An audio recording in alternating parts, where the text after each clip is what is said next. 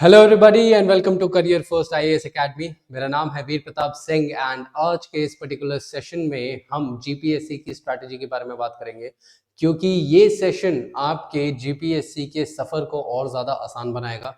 ये सेशन की खासियत और इंटरेस्टिंग बात ये है कि हम यहाँ पर आपको इस तरीके से बताएंगे कि अगर आपने इसे इम्प्लीमेंट किया तो आपका जीपीएससी को क्लियर करने का जो सफ़र है वो और ज़्यादा आसान हो जाएगा। और यहाँ पर मैं आपको टोटल जो अभी आने वाले समय में श्री हसमुख पटेल जी ने ऑलरेडी बता दिया है कि शायद अप्रैल के आने वाले महीने में जीपीएससी का वापस से प्रीलिम्स कंडक्ट किया जाएगा। तो उसके लिए अभी बचे हैं सिर्फ हमारे पास 4 महीने एंड ये 4 महीने में हमें हमारा प्रिपरेशन किस हिसाब से रखना चाहिए और कैसे हमें एक गाइडलाइन बनाना चाहिए, एक स्ट्रैटेजी बनाना चाहिए जिससे हम जीपीएससी के प्रीलिम्स को आसानी से क्लियर कर सकें एंड इसके अलावा जो मेंस के अंदर हमारी तैयारी कैसे होनी चाहिए उसके बारे में एक डिटेल्ड वीडियो हम बाद में लेके आएंगे।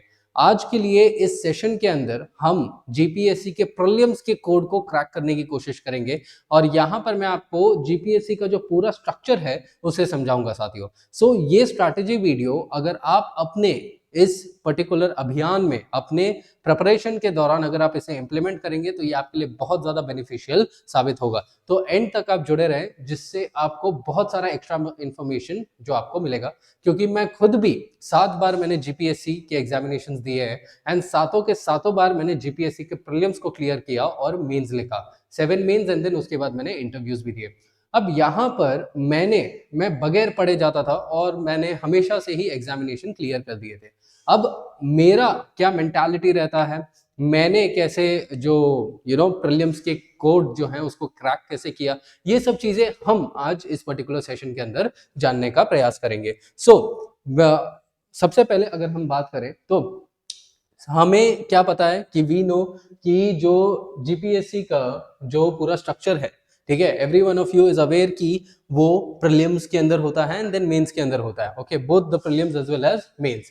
नाउ अब यहाँ पर जब मैं प्रीलिम्स की बात कर रहा हूँ तो प्रीलिम्स के अंदर दो पेपर्स होते हैं, एक होता है जनरल स्टडीज 1 एंड देन दूसरा होता है जनरल स्टडीज 2। अब ये दोनों भी पेपर जो है 200-200 मार्क्स के होते हैं। ओके, एंड 200-200 मार्क्स का जो टोटल करेंगे तो वो 400 मार्क्स के जितना टोटल होता है। अब ये जो पेपर्स लिखने का टाइम ड्यूरेशन होता है वो 3 आवर्स का होता है। पहले 2 आवर्स का था बट अब 3 आवर्स का इन्होंने कर दिया है। ओके, सो 200 सवाल 3 घंटे 180 मिनट, सो नियरली आपके पास नियरली रफली अराउंड 1 मिनट होता है। मतलब मैं ज्यादा नहीं लूंगा बट रफली आई से जस्ट 1 मिनट। अब मैं क्यों यहाँ पर ये रफली 1 मिनट बोल रहा हूँ, क्योंकि यहाँ पर साथियों 400 के 400 क्वेश्चंस मींस 400 क्वेश्चंस, ऐसा कोई भी एस्पिरेंट नहीं है अभी तक जहां तक जिनको मैंने पढ़ाया है और जितने बच्चों ने मेरे क्लियर करे हैं और मैं भी जहां तक हूं कि 400 के 400 क्वेश्चंस अटेम्प्ट करके आ गए हैं। ऐसा मैंने अभी तक, बहुत रेयर केसेस रहेंगे, ऐसा नहीं है कि नहीं ही होंगे, होंगे बट बहुत रेयर केसेस होंगे। तो यहाँ पर हमारा स्ट्रैटेजी क्या होना चाहिए कि हम कट ऑफ मार्क्स को क्लियर कर जाएं, उस पर्टिकुलर कॉन्टेक्स्ट में आज हम बात करने की प्रयास करेंगे।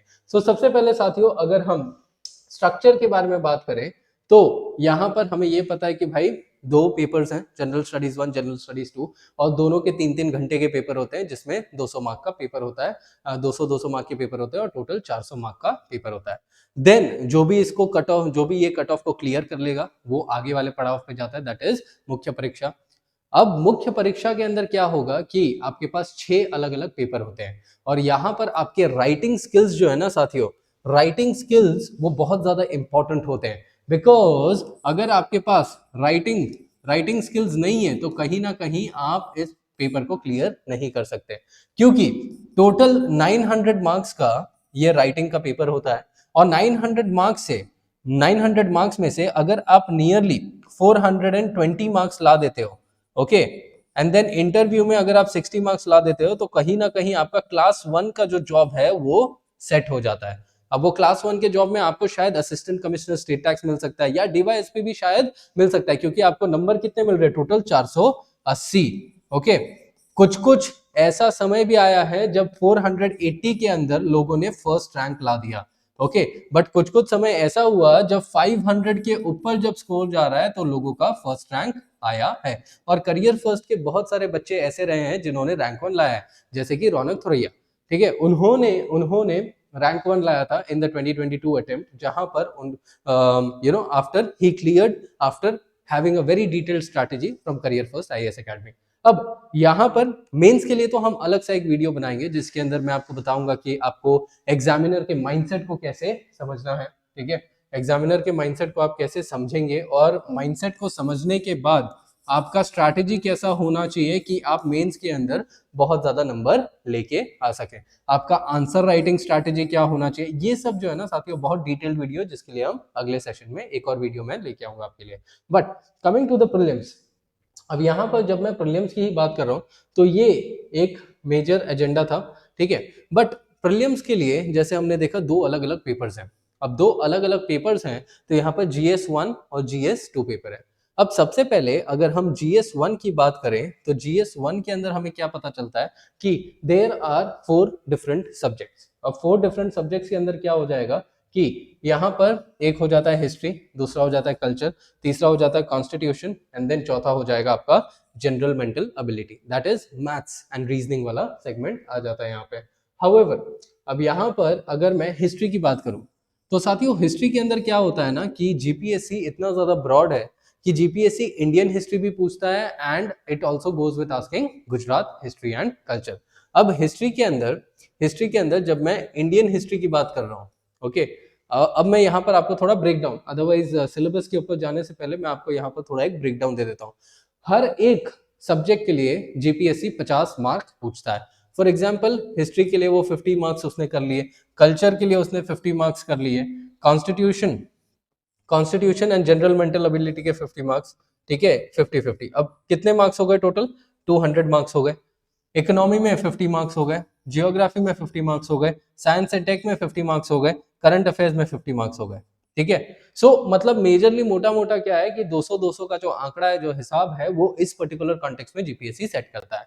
अब यहाँ पर बहुत सारे बच्चे ऐसे रहेंगे जिनका जिनका जो साइंसेस, जो सोशल साइंसेस वाला सब्जेक्ट है वो बहुत ज्यादा स्ट्रांग रहता है। जैसे मैं अगर मेरी पर्सनल बात करूं तो यहाँ पर मेरा हिस्ट्री, क्योंकि मैं एक हिस्ट्री फैकल्टी हूँ, तो मेरा हिस्ट्री, जियोग्राफी, सोसाइटी, ठीक है, जो करंट अफेयर्स है, ये वाला सेगमेंट बहुत ज्यादा स्ट्रांग है मेरा, ठीक है, लेकिन मेरा मैथ्स वाला जो सेगमेंट है ना वो थोड़ा कमजोर है। तो इसीलिए जब 400 मार्क का जो क्वेश्चन, 400 मार्क के जो पेपर होते हैं, उसमें से अगर टाइम बचता है तभी जाके इसको हाथ लगाया जाता है, दैट इज मैथ्स को, ओके।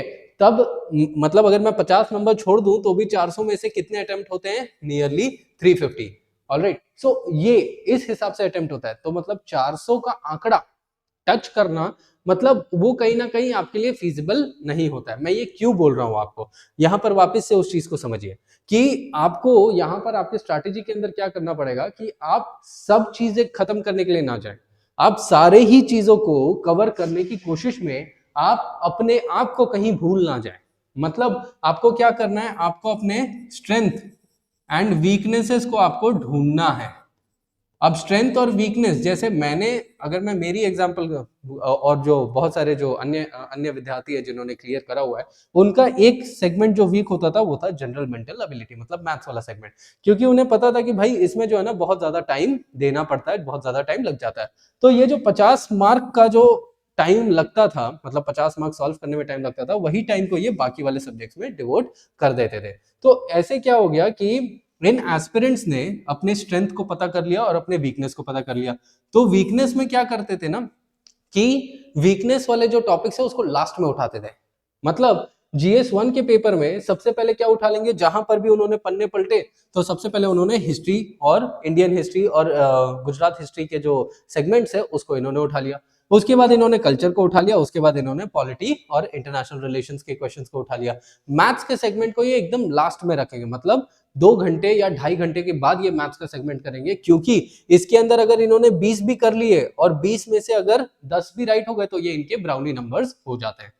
अब यहां पर मैं आपको ये भी बताऊंगा कि आपको कितना अटेम्प्ट करना चाहिए, कितना नहीं अटेम्प्ट करना चाहिए, okay. So that is one another thing. और वही सेम चीज यहां पर भी एप्लीकेबल होता है कि यहां से भी अब मेजरली लोगों का कमजोर सेगमेंट जो है वो साइंस एंड टेक्नोलॉजी होता है, लेकिन वो फोकस इकोनॉमिक, जियोग्राफी और करंट अफेयर्स के ऊपर तो करते ही है, लेकिन साइंस एंड टेक्नोलॉजी को भी जीपीएससी क्या कर रहा है ना, वो करंट अफेयर्स के बेसिस के ऊपर वो कनेक्ट करके वो सवाल पूछ लेता है। एंड क्योंकि इस बार का जो प्रीलिम्स है वो यूपीएससी पैटर्न्स के ऊपर सेट किया जाएगा, ऐसा ऐसा श्री हसमुख पटेल जी का कहना है। क्योंकि श्री हसमुख पटेल जी क्या रहे हैं, वो एक्स आईपीएस रह चुके हैं, वो यूपीएससी के जो इन एंड आउट्स है उसको भली भांति वो जानते हैं, और उन्होंने सीधा सीधा बोल दिया है कि जो भी एग्जामिनेशन जब हम कंडक्ट करेंगे वो हम यूपीएससी के लाइन ऑफ थिंकिंग के ऊपर करेंगे। तो यहाँ पर मेंटालिटी आपको ऑलरेडी पता चल गई है कि भाई मेंटालिटी कैसा रहने वाला है एग्जामिनेशन का। मतलब वो लल्लू पंजू जो वन लाइनर के क्वेश्चंस है ना, वो कहीं ना कहीं उसको वो कम कर देंगे। तो फैक्चुअल क्वेश्चंस जो है वो कहीं ना कहीं कम कर देंगे। तो क्वेश्चंस किस प्रकार से आएंगे, क्वेश्चन असर्टिव रीजनिंग वाले आएंगे, क्वेश्चन कंटेक्चुअल आएंगे, क्वेश्चन जो है वो सॉल्विंग वाले आएंगे, समझने वाले आएंगे, कंसेप्चुअल आएंगे। फैक्ट्स वाले क्वेश्चन, डेटा वाले क्वेश्चंस बहुत कम आएंगे। तो इसीलिए अब जब भी हम जो भी हमारे सब्जेक्ट्स पढ़े उसको हम इसी हिसाब से पढ़े कि हम कंसेप्चुअल क्लैरिटी लेके आ रहे हैं अपने सब्जेक्ट्स के अंदर, ताकि हम उसको अच्छे से सॉल्व कर सके। ठीक है, अब ये तो सबसे पहला चीज हो गया कि जो एग्जामिनेशन है उसका लाइन ऑफ थिंकिंग कैसा रहेगा, क्वेश्चन किस हिसाब से बन के आएंगे। इसके अलावा हमें हमारे स्ट्रेंथ और वीकनेसेस को सबसे पहले समझना है और उसके हिसाब से हमें यहाँ पर उसके ऊपर टाइम डिवोट करना है। That is the first thing. अब सेकेंडली जो सवाल है ना साथियों, कि सेकेंडली अब अगर मैं यहाँ पर आपको ये चीज बोलूं कि हमें फिर सर बहुत सारे एस्पिरेंट्स का ये भी सवाल होता है कि सर फिर हम कितना क्वेश्चन अटेम्प्ट करें। ओके, सो अगर देखो अब यहाँ पर है ना थोड़ा बहुत कट ऑफ वगैरह के भी बारे में जानना बहुत जरूरी है। पहले 2018, 19, 20 इन सब के दौरान कट ऑफ कितना होता था, कट ऑफ होता था 104, कट ऑफ होता था 118, कट ऑफ होता था 129। मतलब आप देख रहे हो 400 मार्क्स में से कट ऑफ इज बिलो 50%, मतलब नियरली 35-40% का प्रीलिम्स के अंदर कट ऑफ है। लेकिन इन द 2023 अटेम्प्ट जीपीएससी ने 184 का कट ऑफ रखा, मतलब इर्द गिर्द इधर ही, बाद में रिवाइज रिजल्ट आया तो कम भी हुआ, तो बट मोटा मोटा 185। ACF assistant conservator of forest में 190 प्लस का कट ऑफ गया। मतलब समझ लो अब जीपीएससी कौन से डायरेक्शन में जा रहा है, जीपीएससी के जो कट ऑफ मार्क्स हैं वो बहुत ज्यादा ऊपर जा रहे हैं, लेकिन हमारे पास तो सवाल बहुत कम है। सवाल सिर्फ 400 क्वेश्चन ही है, और 400 क्वेश्चन का एक एक मार्क होता है, इसकी वजह से 400 मार्क हो जाते हैं। तो अब सवाल ये है कि हम कितने नंबर ऑफ क्वेश्चंस करें कि हमारा 50% मार्क्स से भी ऊपर आए, मतलब 200 मार्क्स से हमारा ऊपर आए। क्योंकि साथियों देखिए हम है ना वो गेम के अंदर रहेंगे ही नहीं कि हमें 130 आ गया तो फिर हम सोचेंगे अरे यार पेपर हार्ड है, पेपर पेपर इजी है तो शायद हम कट ऑफ क्लियर कर सकते हैं। वो वाले मेंटालिटी में रहना ही नहीं है। जीपीएससी कैसा भी पेपर सेट करे अपने को यही मेंटालिटी में रखना है कि भाई अपना तो 50% अप आना चाहिए, अपना नाम मेंस के लिस्ट में रहना चाहिए और अपने मेंस लिखने चाहिए।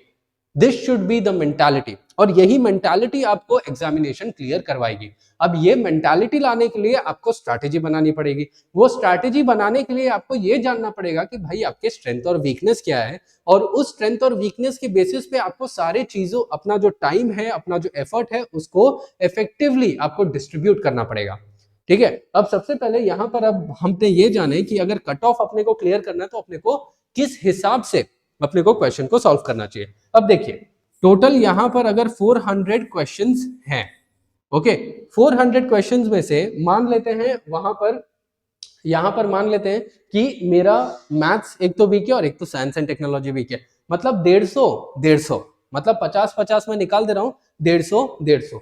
ऑलराइट, अब यहां पर क्या होगा, मान लेते हैं जीएस 1 में मैंने 150 क्वेश्चंस के लिए मैंने पढ़ाई करी, और जीएस 2 में मैंने 150 क्वेश्चंस के लिए मैंने पढ़ाई करी। साथियों this is just a strategy, I am giving you a safe number जहां पर आप मेंस लिख रहे हो। ठीक है, वैसे तो अपने को पूरा ही करना है और हम पूरा ही करेंगे।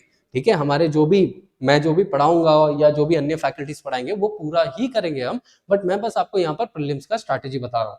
सो जीएस 1 में अब 150 मार्क्स का जब अपने लिख रहे हैं तो अपना इस बार के पेपर के अंदर अगर आपने या तो फिर दूसरे एग्जामिनेशन के जीपीएससी कंडक्टेड एग्जामिनेशन के जो क्वेश्चंस देख रहेंगे उसमें आप समझेंगे कि जीपीएससी भी यूपीएससी का लाइन ऑफ थिंकिंग अडॉप्ट कर रहा है। तो यहाँ पर अब वो जब अडॉप्ट कर रहा है तो कंसेप्चुअल क्लैरिटी बहुत ज्यादा चाहिए इनको पेपर्स के अंदर। सो ये क्वेश्चंस भी उसी हिसाब से सेट कर रहे हैं कंसेप्चुअल क्लैरिटी वाले। तो 150 मार्क्स में से हमको हमारे ऊपर इतना कॉन्फिडेंस होना चाहिए कि भाई हम कुछ नहीं करके भी हम जो है ना, एक अगर 150 मार्क अगर अपने अटेम्प्ट कर रहे हैं, 150 क्वेश्चन अटेम्प्ट कर रहे हैं, तो अपना कुछ नहीं तो 90 क्वेश्चंस तो भी सही होना चाहिए। मतलब देखो, मैं 150 का 150 अटेम्प्ट मान लेते हैं, ठीक है, 150 आप मैक्सिमम अटेम्प्ट करके आइए पेपर में। क्यों? क्योंकि वन रॉन्ग क्वेश्चन इसका कितना आपका कटता है 0.33 marks, but one right question इसके आपको मिलते हैं 1 मार्क। अब मान लीजिए 150 में से आपके 90 क्वेश्चंस राइट है, मतलब आपको ये पता है शॉर्ट मतलब 150 में से आपने 90 क्वेश्चंस ऐसे अटेम्प्ट करें कि आपको पता है भाई शॉर्ट इसमें लग ही जाएगा, इसमें 100% सही है 90 के 90, लेकिन इसके ऊपर जो है ना आपने तुक्के मारे हैं, थोड़े बहुत आपने जस्टिफाइड गेसेस करें। ऑल्दो मैं तुक्के मारने पे मैं बिलीव नहीं करता हूं, मैं हमेशा जस्टिफाइड थिंकिंग, जस्टिफाइड नॉलेज और अप्लाइड नॉलेज के ऊपर ही मेरा यकीन रहता है, और मैंने हमेशा मेरे बच्चों को यही सलाह दी है। तो मान लेते हैं कि आपने जस्टिफाइड गेस करा। अब दो तरीके के एस्पिरेंट होंगे जो ये चीज पहले पेपर में बोलेंगे भाई मुझे तो 90 सवाल आते हैं और शॉर्ट में बस वही करके आऊंगा, बाकी मैं कुछ नहीं करूंगा, ठीक है, बाकी वो सिर्फ 90 सवाल करके आते हैं। लेकिन यही दूसरा, पहले वाले को तो चलो 90 क्वेश्चन उसने सॉल्व किए, 90 के शॉर्ट थे तो उसने 90 के 90 मार्क्स कर लिए, पहले 200 में से 90 मार्क ला दिए। लेकिन जो दूसरा विद्यार्थी है जिसको पता है कि भाई 90 के 90 वो श्योर है, लेकिन इसके ऊपर भी वो कुछ रिस्क लेना चाहता है, मान लेते हैं उसने 150 सवाल उसने अटेम्प्ट करे, उसमें से 90 शॉर्ट राइट है और बाकी बच गए 60। अब बाकी 60 में से मान लेते हैं कि उसके 30 राइट है और 30 रॉन्ग है, तो 90 प्लस 30 कितना हो गया 120। तो टोटल राइट कितने हो गए? टोटल राइट 120 हो गए और 30 रॉन्ग, मतलब कितना हो गया, एक क्वेश्चन अगर 0.33 का है तो 10 का 3.33 और 30 का 9, लगभग 10 मार्क्स, तो गलत कितना हो गया 10। तो अगर 10 को 120 से सब्ट्रैक्ट कर देंगे तो टोटल GS1 के कितने हो गए, टोटल 110। मतलब पहले वाले विद्यार्थी से दूसरा वाला विद्यार्थी ज्यादा इसने स्कोर कर लिया, ठीक है। वही सेम चीज GS2 के अंदर भी एप्लीकेबल होगी, ओके, वही सेम चीज इसी तरीके से GS2। तो मोटा मोटा अगर मैं आपको बात करूं, अगर आपको नहीं भी करके आ रहा है ना, तो आप नियरली 330 से 350 के अगर रेंज में अटेम्प्ट कर रहे हो, तो यहां पर क्या हो जाएगा कि आप अगर श्योर हो, आप अगर 250 क्वेश्चंस में अगर आप श्योर हो और अगर आपको मिल जा रहा है, और मान लो 100 सवाल 100 क्वेश्चंस 350 आपने अटेम्प्ट किया, उसमें से 250 आपके राइट है और 100 रॉन्ग हो जाते हैं, तो 100 रॉन्ग में भी कितना आपका कटेगा, आपका 30 मार्क ही नेगेटिव मार्किंग में जाएगा। तो 250 में से 30 निकाल दो, आपके टोटल स्कोर तो भी कितने बनते हैं 220। You are way above the 50%, ठीक है। तो इसी हिसाब से अपने को प्रीलिम्स का स्ट्रैटेजी करना है, okay. So this is how we need to go at. So यहां पर आपने समझना है कि आपके स्ट्रेंथ क्या है, आपके वीकनेसेस क्या है, ओके। एंड देन तो अपने ने अभी तक ये वाले सेशन के अंदर अपने ने क्या क्या समझा कि भाई अपने को ये समझना है कि व्हाट इज आवर स्ट्रेंथ और अपने वीकनेसेस क्या है। सेकंड इंपॉर्टेंट थिंग है कि अपने को PYQs के ऊपर ज्यादा एम्फेसिस देना है। मतलब GPSC कंडक्टेड एग्जामिनेशंस जो भी हैं, उनके जो प्रीवियस ईयर क्वेश्चंस है उसको अपने को देखना है, क्योंकि GPSC क्या करता है ना, PI के एग्जामिनेशन के क्वेश्चन उठा के ले लेता है, STI के एग्जामिनेशन के क्वेश्चन, ACF के एग्जामिनेशन के क्वेश्चन, UPSC के एग्जामिनेशन के क्वेश्चन वो प्रीलिम्स में उठा के वैसा का वैसा ही डाल देता है।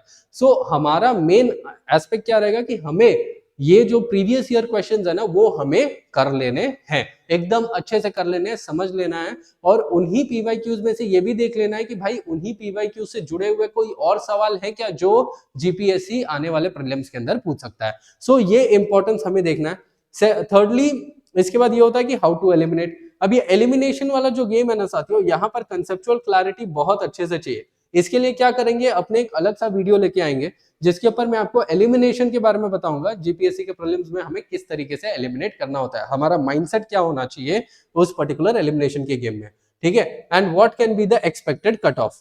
कट ऑफ मैंने ऑलरेडी आपको समझा दिया है कि जीपीएससी का कट ऑफ का जो रेंज है ना साथियों, वो अब बढ़ते जा रहा है। पहले कम था, अब 180 184 हो गया, एसीएफ में 190 प्लस गया, तो शायद इस साल का कट ऑफ 200 के ऊपर हो सकता है ना। श्री हसमुख पटेल जी ने सीधा सीधा बोल दिया है कि we are going to set papers like UPSC, मतलब टफनेस बढ़ने वाली है। तो उसी हिसाब से हमें भी यहाँ पर क्या करना पड़ेगा, अपनी प्रिपरेशन को उसी हिसाब से हमें अप करना पड़ेगा ताकि हम कट ऑफ्स को क्लियर कर सके। ठीक है, सो विद दिस हम ये वाले सेशन के लिए इतना ही रखेंगे। मेंस के लिए, मेंस का स्ट्रैटेजी कैसे होना चाहिए उसके लिए हम बाद में we'll come up with the video in some later on time. अभी के लिए इस सेशन में बस इतना ही। Once again, thank you for watching. Stay safe, study well, and thank you from Career First IAS Academy.